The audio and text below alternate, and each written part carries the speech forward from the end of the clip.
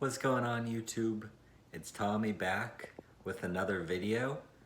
Sorry it's been a while. There's been a lot of things going on in the garden, and I can't wait to show you. Please like and subscribe if you like the video so you don't miss out on any of this content. Alright, here we go. So I got this little corner back here that my parents helped me with. Lots of impatiens and some flowers that will bloom next year. Got my dragonfly and some rocks. Got this tomato bush that I've got to harvest tons of tomatoes from. You can see some are ripe right here. There's just tomatoes growing everywhere. Down here. Today I was with my grandpa and we tied up the tomatoes on posts. So I might do that with this one because it's just growing into a big bush right now. But nonetheless, it has given me a lot of awesome tomatoes. Here's some carrots, got my straw mulch. Just planted a cauliflower, you can see it's tiny, just starting to grow. Purple of Sicily cauliflower. Here I got my zucchini. It does have powdery mildew, as you can see the white spots in the leaves, but that doesn't affect the fruit at all. And I've got to harvest a lot of the fruits, and I've tried to treat it with neem oil and baking soda and some soap, but it scalded the leaves a little bit. I wasn't sure if it was the oils and the soap, but I'm gonna try again. But anyways, there's lots of zucchinis growing. Got my jalapeno plant right here. At the beginning of the year, I used mushroom compost. It's very cheap. Just buy it from the store. And it's like $4 a bag or $5 a bag. And it adds organic content to the soil and builds the soil up year after year rather than using a fertilizer. Because if you use a fertilizer, you'll always have to feed your plants. If you build up the soil, then you'll have great soil and healthy food for years to come. Here I got some dahlias, got from the neighborhood art house. Just planted some asparagus that my grandpa gave me. And it takes a few years to get asparagus established, like 2-3 years. But it's well worth it, and it comes back for up to 20 years. Year after year, you'll get asparagus, and so why not start now? You want to get it in the ground as soon as possible. And its roots, actually, I heard they go like 10 meters deep into the earth to suck up lots of nutrients and stuff. Here we got the cucumbers. They are growing on this Portanova trellis netting that I purchased. Pretty inexpensive.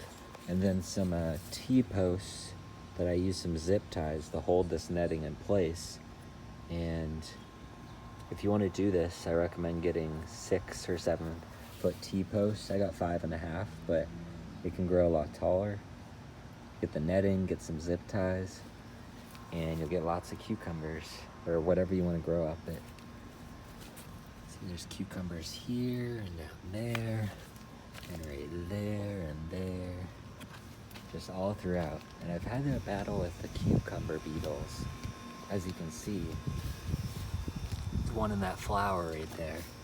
And I've just done it, I've got a soapy bowl of water, or just put my gloves on and squish them, or put them in the bowl, because they're an invasive pest and they will spread disease to your plants, and they will suck the sap out of the plants.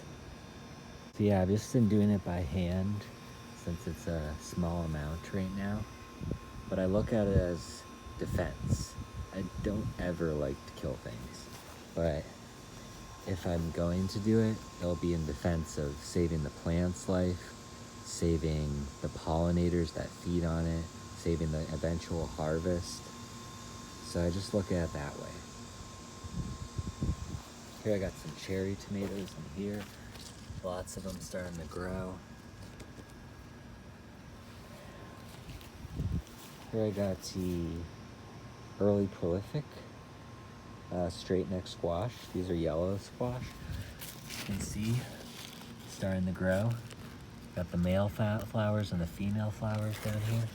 They open in the early morning. I got my bell peppers right here. Some of those growing.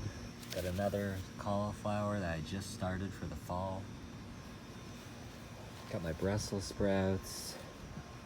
Got 2 more for the squash. And there's lots of them starting to grow. It's really quick producing variety. As you can see, there's tons of them growing already. And yeah, I think it's like around 50 days. So it might not even be too late if you want to start some. Here I got the strawberries for next year, sending out runners all over the place. Got my raspberry bush. I've just tied this little rope here to hold them up a little bit. And got lots of raspberries.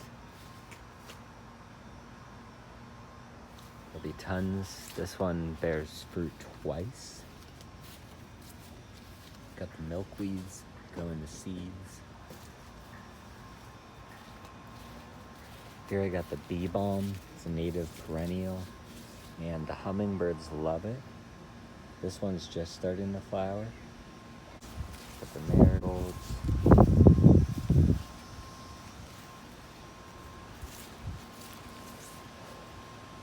Yeah, one thing I wanted to say. I read something from Luther Burbank, an autobiography of a yogi. And he was a horticulturist, world-renowned, and he was amazing at what he did. But he said the secret to improved plant breeding, besides like the obvious scientific methods, and is love. And so I like to send loving thoughts to my plants, and in return, I don't expect anything in return, but I think it actually does work because nature is living. We are connected to it more than we even think. And so if you do it with great faith and great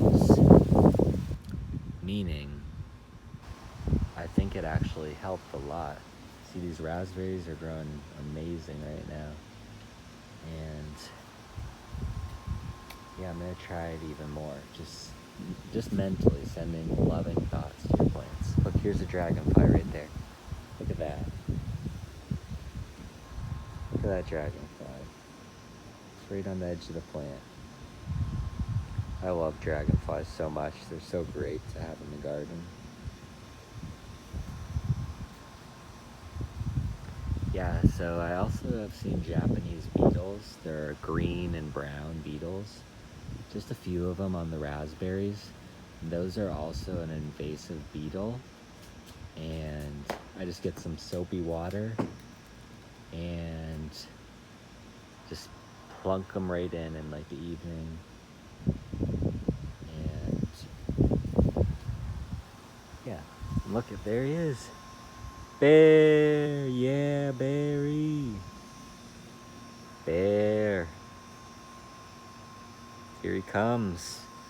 Here he comes. The protector of the garden.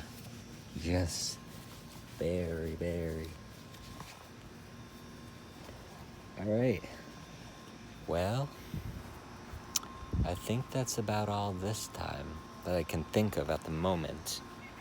But I hope you enjoyed, and comment below if you are growing any of these things, if you have any tips or questions. I'd like to hear your feedback, and I'll see you next time. Peace.